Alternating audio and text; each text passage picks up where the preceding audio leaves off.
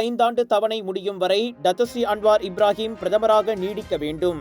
நிச்சயமற்ற பொருளாதார சூழலில் அரசியல் நிலைத்தன்மையை உறுதி செய்ய அது அவசியம் என பண்டான் நாடாளுமன்ற உறுப்பினர் டத்தஸ்ரீ ரஃபிசி ரம்லி கூறியுள்ளார்.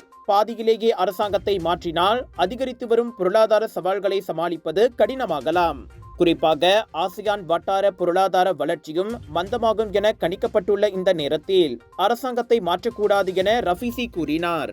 மலேசிய பொருளாதாரமும் 3 விழுக்காடு அல்லது அதற்கும் கீழ் சரிவு கண்டால் அடுத்த ஓரிரு ஆண்டுகளில் நாட்டுக்கு அது பெரும் சிக்கலை கொண்டு வரும்.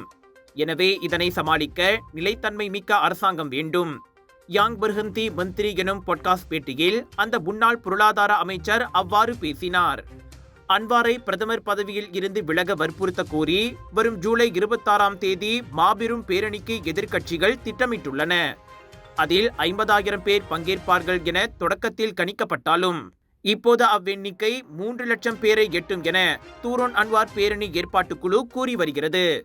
இவ்வேளையில் மக்களவை வரும் திங்கட்கிழமை மீண்டும் கூடும்போது அன்வாரை விமர்சனம் செய்யவோ அல்லது அவமானப்படுத்தவோ தாம் விரும்பவில்லை என ரஃபிசி தெளிவுபடுத்தினார். அமைச்சரவையில் இருந்து விலகிய பிறகு அரசாங்கத்தின் செயல்பாடுகள் குறித்து வெளிப்படையாகவே அந்த PKR MP விமர்சித்து வருகிறார். இதனால் ரஃபிசியையும் அவருடன் இருப்பவர்களையும் கட்சியில் இருந்து இடைநீக்கம் செய்ய வேண்டும் என ஜொஹோரில் 19 PKR தொகுதிகள் வலியுறுத்தியுள்ளது குறிப்பிடத்தக்கது.